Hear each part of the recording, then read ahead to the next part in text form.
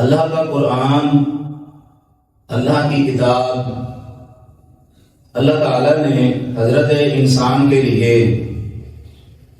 ایک ضابطہ اخلاق بنایا ہے، ایک طریقہ کار اپنایا ہے میرے رب نے۔ حضرت انسان کو پیدا کیا زمین پہ، اس کی خوراک کا انتظام بھی زمین سے کیا، کھانے پینے کی جتنی اشیاء ہیں وہ سب زمین سے انسان کو حاصل ہوتی ہیں، لیکن اس انسان کے اندر بھی ایک انسان ہے۔ وہ جو اندر کا انسان ہے جسے ہم روح کہتے ہیں، اس روح کو اللہ تعالیٰ نے آسمان سے بھیجا اور اس کی خوراک کا انتظام بھی اللہ نے آسمان سے بھیجا۔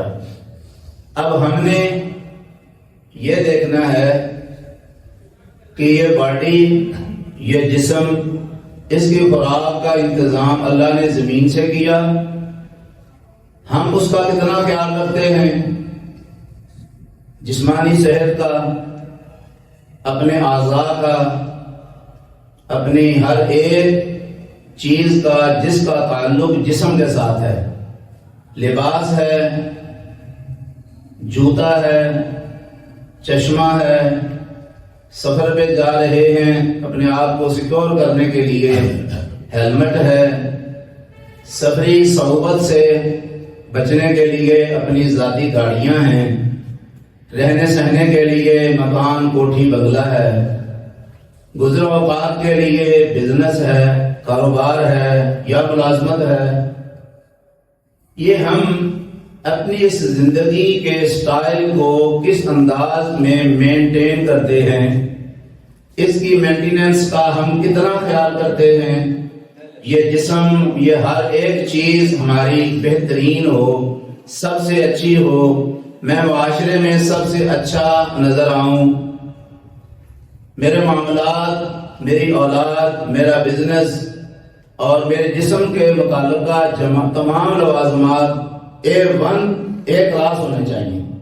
اب آ جائیں اس کے اندر جو ایک دوسرا انسان ہے جسے ہم روح کہتے ہیں۔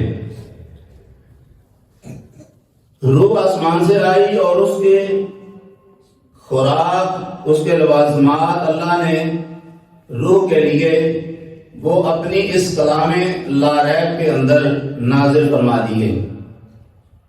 جب انسان کا جسم بیمار ہوتا ہے، ہم ڈاکٹر سے رجوع کرتے ہیں، اچھے سا اچھا ڈاکٹر، اس کی فیس ہم قبول کرتے ہیں کہ ہمارا جسم صحیح ہو جائے، لیکن جب روح بیمار ہوتی ہے تو ہم کس ڈاکٹر کے پاس جاتے ہیں؟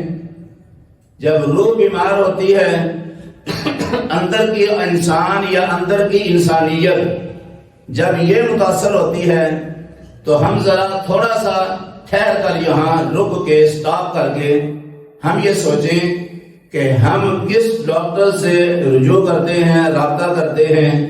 وہ ڈاکٹر، اس کا نسخہ ہمیں کہاں سے ملے گا؟ اس کلام لا ریب سے روح کی اصلاح کا نسخہ ہمیں ملے گا۔ یہ باڈی، یہ جسم قبر میں چلا گیا، ختم ہو گئی ہر چیز۔ یہ سارے اس کے جو تناؤ جسم کے، یہ اس کی اکڑ اور جناب اس کا تفاخر، اس کا غرور، اس کا تکبر، یہ دولت کی نخوت، اقتدار کا نشہ، یہ ساری چیزیں قبر کے اندر جانے سے پہلے ہی بالکل ختم ہو جائیں گی۔ قبر کے اندر جا کر اس کا کچھ نہیں بچے گا، لیکن جب اس کے اندر کا انسان صحیح ہوگا، اس نے اپنے مالک سے تار ملائی ہوگی، تو پھر وہاں قبر میں بھی اس کے جسم کی میرا رب حفاظت کرے گا۔ صرف جسم کا خیال دنیا کی زندگی میں کرنے والوں، آپ اس بات کو ذہن میں بٹھا لیں، قبر میں جا کر سب کچھ مریا میٹ ہو گیا، ختم ہو گیا، تباہ و برباد ہو گیا، گل سڑ گیا، لیکن اگر اندر کا انسان ٹھیک رہا، انسانیت ٹھیک رہی، تیرے روح نے اس کلام لا ریب سے رہنمائی حاصل کی اور تو نے اپنی روح کو گائیڈ لائن یہاں سے دی، تو پھر جب تیری روح صحیح ہوگی میرا رب قبر میں بھی تیرے جسم کی حفاظت کرے گا. کیوں؟ کہ اس جسم کے اندر رہنے والی روح نے دنیا کی زندگی میں اس کی حفاظت کی تھی. وہ کہتے ہیں نا کہ نبی کے غلاموں کا کفن بھی میلا نہیں ہوتا. ہم نے اپنی دنیا کی زندگی میں کتنے واقعات دیکھے کہ ہمیں قبر کے اندر پڑے ہوئے اس شخص کا پتہ ہی نہیں کہ وہ شخص کون ہے. 100 سال پہلے وہ فوت ہوا، ایون کہ 200 سال پہلے فوت ہوا، اس پورے علاقے میں کسی کو پتہ نہیں. آج کسی وجہ سے، موسمی اثرات کی وجہ سے اس کی قبر اگر شک ہوئی ہے تو 100 سال کے بعد بھی آج دیکھنے والوں نے راہ والی گجرا والا کے قبرستان کے اندر دیکھا کہ اس کا سفید لٹھے کا کپڑا من وہاں اسی طرح صحیح ہے جسی طرح آج وہ دکان سے خرید کر لایا تھا. حضرات، اس بات کو ہم نے اپنے ذہن میں بٹھانا. یہ بات اگر ہم نے اس کو بیس بنا لیا کہ جسم کا دھیان تو ہم سارے رکھتے ہیں، یہ تو ختم ہو جائے گا جسم قیامت والے دن نہیں بلکہ یہاں قبر کی زندگی میں ہی ختم ہو جائے گا. حضرات آئیے ذرا اس قرآن کی طرف پلٹیے، دیکھیں رسول رحمت صلی اللہ علیہ وآلہ وسلم وہ امام الانبیاء ہیں، خاتم الانبیاء ہیں، امام القبلتین ہیں، سرتاج الانبیاء ہیں، انبیاء کے سرتاج ہیں. آئے سب سے آخر میں، شان اور مقام سب سے زیادہ لے کر آئے. آپ کی محبت اس قرآن کے ساتھ کس قدر ہے؟ میں اگر یہ کہوں کہ فرشتگی کی حد تک میرے محمد کو رب کے قرآن سے محبت تھی. آپ راتوں کو جاگ جاگ کے اس رب کے قرآن کی تلاوت کرتے ہیں. اور اماں جی عائشہ صدیقہ آپ کی اور ہماری اماں جان وہ ارشاد فرماتی ہیں کہ میں نے دیکھا اپنی آنکھوں سے کہ آپ اتنی رات گئے تک قرآن کی تلاوت میں قیام میں مصروف ہیں. بخشے بخشائے لوگ کہتے ہیں معصومان الخطا، نہیں، معصومان الناس. نبی تمام کے تمام انسانوں میں معصوم کہ جن سے کبھی کسی غلطی، چوک اور بھول کا کوئی احتمال ہی نہیں، لیکن پھر بھی راتوں کو جاگ جاگ کے رب کے قرآن کی تلاوت کرنے والے. اماں جی عائشہ صدیقہ رضی اللہ تعالی عنہا، طاہرہ مطہرہ زاکیہ مزکیہ محدثہ عالمہ فقیہہ قاریہ، وہ فرماتی ہیں کہ میں نے اپنی آنکھوں سے اپنے مکی مدنی سرکار کی ایڑیوں کو پھٹے ہوئے دیکھا. میں نے آپ سے عرض کی، اے میرے سرتاج، اے اللہ کے نبی، آپ اپنے آپ کو عبادت میں اتنا منہمک رکھتے ہیں، آپ کے پاؤں مبارک اور آپ کی ٹانگیں سوج جاتی ہیں، سوجن اور پاؤں کی ایڑیاں پھٹنا شروع ہو جاتی ہیں. آپ تو بخشے بخشائے، آپ اتنی عبادت، اتنی ریاضت. آج میں اور آپ اپنے ذرا اس قربان میں جھانک کر دیکھیں. ہم گناہوں کا پتلا، ہم غلطیوں کا مرقع اور مجسمہ، پیر پیر پہ، قدم قدم پہ، ہر گلی میں، ہر موڑ میں، ہر جگہ پر، ہر معاملے میں، ہر کام میں ہم سے غلطیاں بلکہ بڑے بڑے غلطان ہوتے ہیں. کیا ہم نے کبھی رجوع کیا اپنے رب کی طرف؟ کیا ہم نے اپنے آپ کو موڑا اس نظام حیات کی طرف؟ کیا ہم نے کبھی دیکھا، کبھی ہم نے چیک اینڈ بیلنس قائم کیا؟ روکڑ تو ملاتے ہیں دکان کی، اس روکڑ کو کس نے ملانا ہے؟ اس کا دھیان کس نے کرنا ہے؟ حضرات، میرے پاک پیغمبر صلی اللہ علیہ وسلم اپنی شریکہ حیات مومنوں کی ماں اپنی زوجہ محترمہ سے ارشاد فرماتے ہیں، او بھلی مانس عائشہ، تم کہتی ہو میں اتنا لمبا قیام صحابی رسول کہتا ہے، بچہ ہے، رات کا وقت ہے، آپ کے گھر میں قیام کرتا ہوں. رسول رحمت کھڑے ہوتے ہیں، البقرہ پہلی رکعت میں، النساء آل عمران پہلی رکعت میں، النساء پہلی رکعت میں، المائدہ پہلی رکعت میں، اور میرا نبی 7 سے لے کر 8 9 سپاروں تک پہلی رکعت میں پڑھ کے اپنے رب کو راضی کرنے کی کوشش کرے. قاری ایوب صاحب بیٹھے، قاری عبدالحمید صاحب بھی قرآن کرام سے، اور جو آپ لوگ قرآن پڑھنے والے، کہ میرا نبی پہلی رکعت میں اتنا لمبا قیام کرتا ہے۔ آپ اندازہ لگائیں، آپ نے فرمایا اے میری عائشہ، کیا میں اللہ کا شکر گزار بندہ نہ بنوں؟ یعنی اس کا مطلب یہ ہے کہ میرا نبی یہ اتنی لمبی لمبی عبادت، اتنے لمبے لمبے قیام، اتنی قرآن کی تلاوت اس لیے کر رہا ہے کہ میں اپنے رب کا شکر گزار بندہ بن جاؤں۔ آپ کہیں گے، کوئی کہے گا، آپ نہیں کہیں گے تو کوئی کہے گا میری یہ بات سن کے، اور یہ حضرت صاحب وہ تو بخشے بخشائے، وہ تو نبی ہیں، آپ ان کی بات کرتے ہیں۔ آؤ میں ان کی بات اب مؤخر کرتا ہوں، ان کی بات تو ہم ساری زندگی کرتے رہیں تو ہماری یہ زندگی کی سب سے بڑی معراج ہے۔ آتا ہے نامدار کی بات، چلو میں آپ کے صحابہ کی بات کرتا ہوں، اور بھائی ان کے اوپر تو اللہ کا ہاتھ نہیں ہے نا، وہ تو نبی نہیں ہے نا، ذرا ان کی طرف چلیں۔ صحابہ کرام رضوان اللہ علیہم اجمعین کی زندگیوں کی طرف دیکھیں۔ میں زیادہ لمبی بات تو کر ہی نہیں سکتا، وقت نے میرے پاؤں پکڑے ہوئے ہیں۔ سیدنا حضرت ابی بن کعب رضی اللہ تعالی عنہ، اللہ کے گھر میں تہجد کا وقت ہے، ایک کونے میں کھڑے ہو کے نماز کے اندر، نوافل کے اندر اللہ کے قرآن کی تلاوت کر رہے ہیں۔ یہ صحابہ کرام میں سب سے بڑے قاری تھے سیدنا حضرت ابی بن کعب رضی اللہ تعالی عنہ۔ ہم جو بچوں کو سند دیتے ہیں تو ہمارے ان بچوں کی سند کے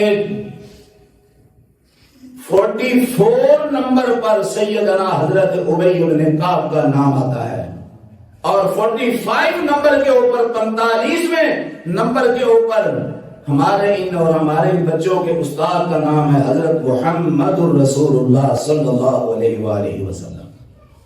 سیدنا ابی بن کعب کھڑے ہیں، نماز ہے، تہجد ہے، مسجد نبوی ہے، اندھیرا ہے، یہ آپ نے روشنیاں کی اللہ کے گھر میں، کیا بات ہے، کتنا پیارا منظر ہے۔ نبی کا صحابی مسجد میں آئے، تمیم داری، مسجد کے اندر قندیل جلا دیں، رسول رحمت تشریف لائیں۔ آپ اس روشنیوں کو دیکھ کر اتنے متاثر ہوئے، خوش ہوئے، پوچھا یہ روشنی اللہ کے گھر میں کس نے کر دی ہے؟ کہا آپ کے صحابی ہیں تمیم داری، وہ یہ روشنی کر کے گئے ہیں۔ کہا میں محمد آج اتنا خوش ہوا ہوں اس کے پاکیزہ عمل سے، عرب کے اندر جس کے ساتھ زیادہ محبت ہوتی تھی اس کو اپنی بیٹی کا رشتہ دینے کی خواہش کرتے تھے۔ آپ نے فرمایا اگر میری کوئی بیٹی آج ہوتی تو میں تمیم داری کے نکاح میں دے دیتا کہ اس نے آج بیت اللہ کے گھر کو روشن کیا ہے۔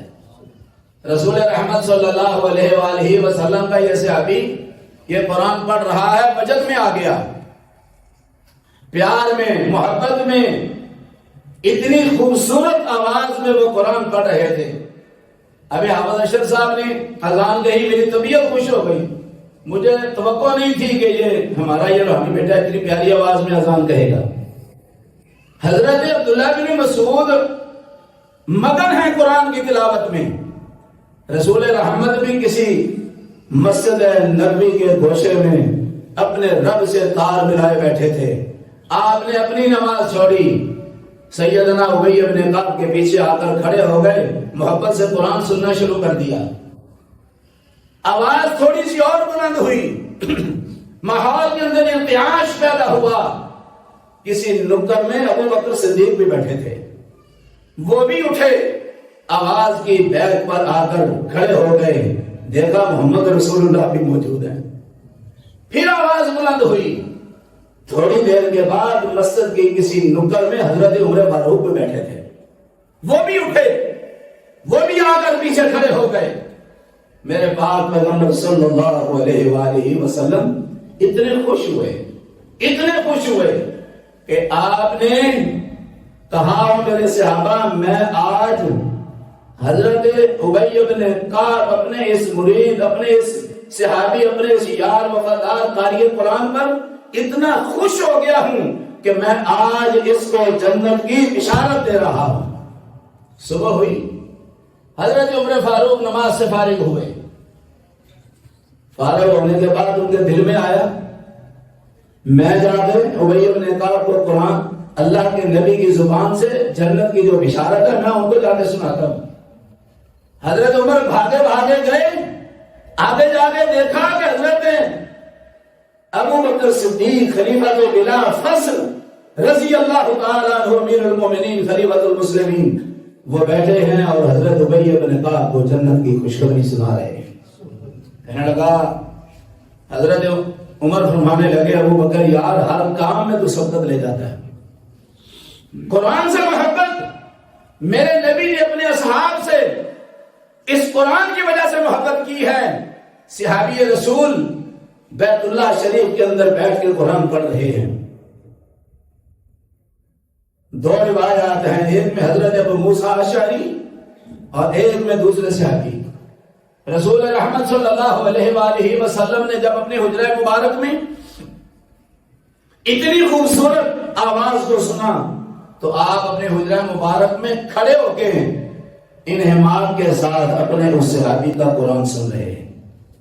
اماں جی عائشہ صدیقہ رضی اللہ تعالی عنہ آپ کے پیچھے کھڑی ہیں، غیر محرم کی طرف دیکھ نہیں رہی لیکن رسول رحمت کی پشت کے پیچھے کھڑے ہو کر وہ اماں جی بھی قرآن سن رہی ہیں. اس حدیث کی راویہ بھی اماں جی خود ہیں.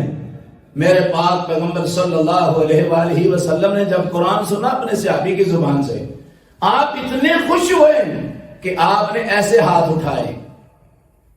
کوئی نوجوان اچھا کام کر رہے ہیں ہم اس کا اپریشیٹ کرتے ہیں، واہ بھائی واہ کیا بات ہے، انہوں نے کمال کر دیتی ہے. بھائی نوجوان اللہ تیری جوانی میں برکت کرے.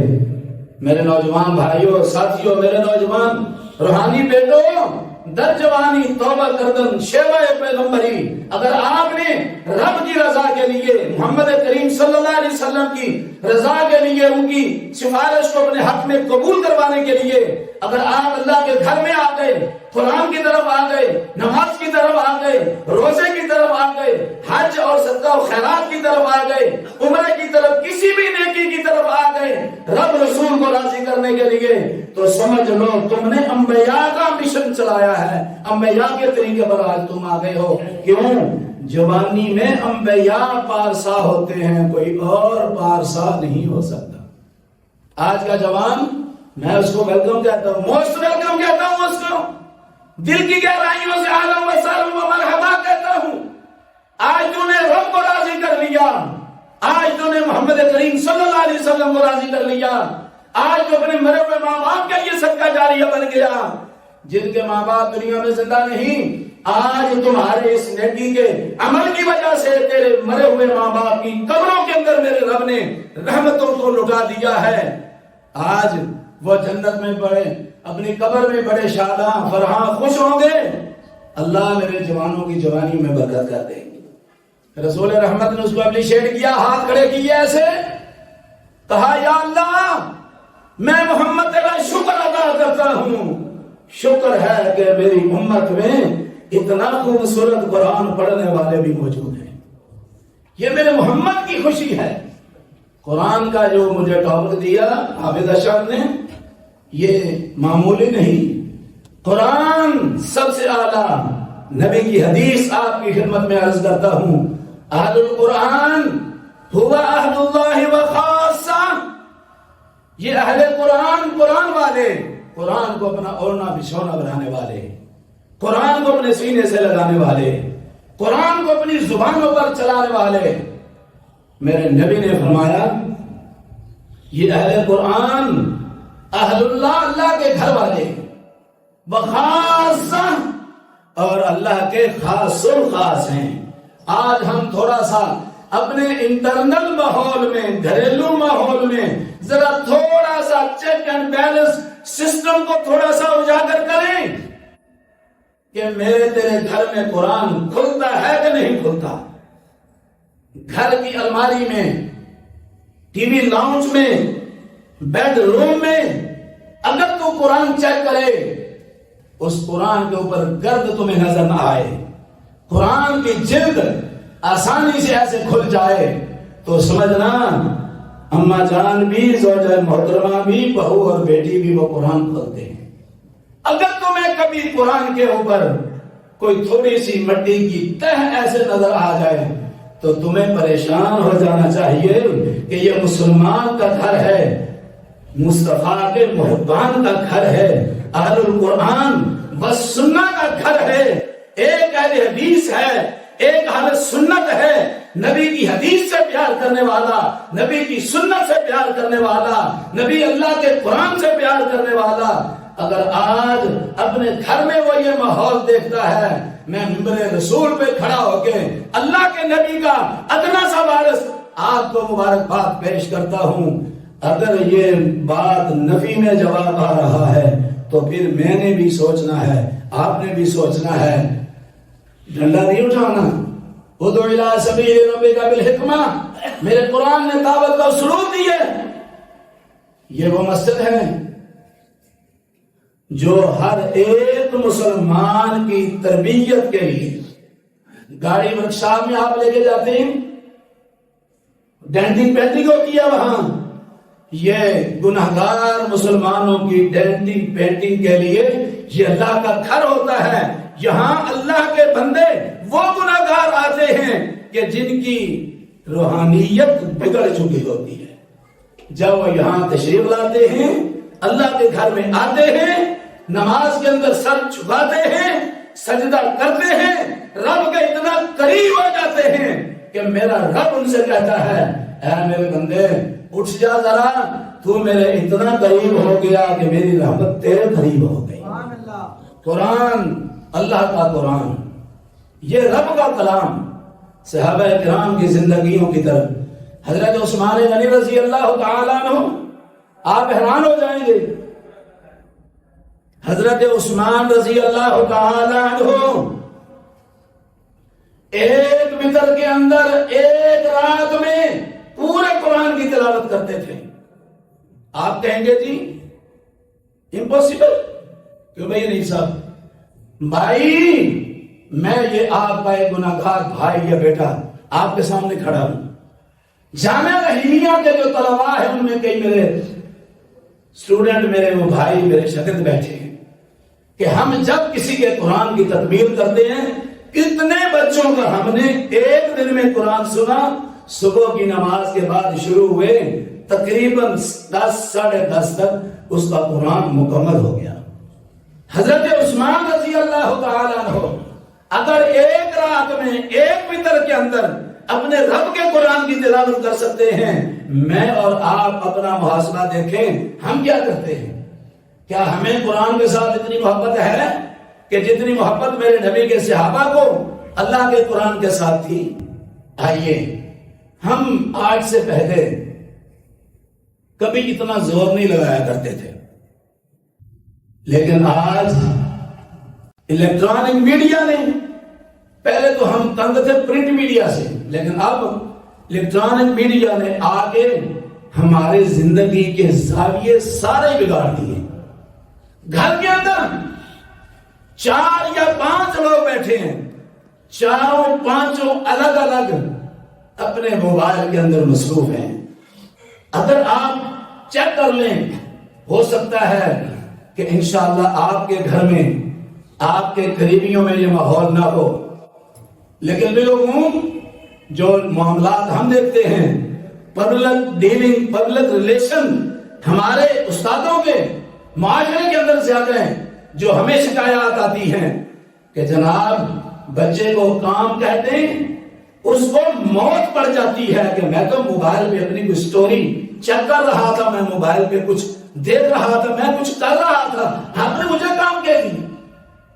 حضرات، خدا آج وقت ہے، آج ابھی کچھ بگڑا نہیں، لیکن میں کہتا ہوں بہت کچھ بگڑ چکا ہے۔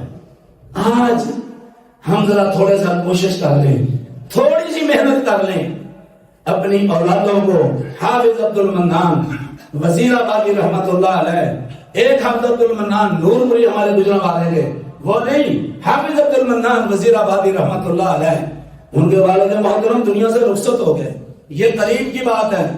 یہ میرے بھائی اکثر گجرا والا، ان کی رشتہ داری ہیں، آتے جاتے رہتے ہیں. ان کے والد محترم اپنے کسی زندہ دوست کو خواب میں ملے. انہوں نے پوچھا ہاں جی حضرت صاحب بتائیں کیا بنی؟ انہوں نے کہا میں نے جس بیٹے عبد المنان کو اندھا سمجھ کے مدرسے میں ڈال دیا تھا، آج اسی کی طرف سے میری قبر کے اندر روحانیت کی اطمینان اور سکون کی بارش ہو رہی ہے. کاش میں اپنے باقی چاروں بیٹوں کو بھی، ان کو بھی قرآن کے لیے، دین کے لیے، اسلام کے لیے اس مسجد کی چٹائی کی زینت بنا دیتا.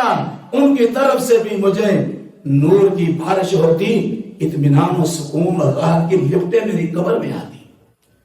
اور یہ وہ حافظ عبد المنان وزیر آبادی رحمہ اللہ ہے کہ جو اس وقت پورے عالم اسلام کے اندر اور بالخصوص پاکستان اور ہندوستان کے اندر اور عرب کے اندر بھی جتنے مشائخ اعظام، حدیث کے بڑے بڑے متبحر علماء، اشخاص ہیں، شیوخ الحدیث ہیں، یہ ڈائریکٹلی یا انڈائریکٹلی، بالواسطہ یا بلا واسطہ، یہ سب کے استاد ہیں حافظ عبد المنان وزیر آبادی رحمۃ اللہ علیہ.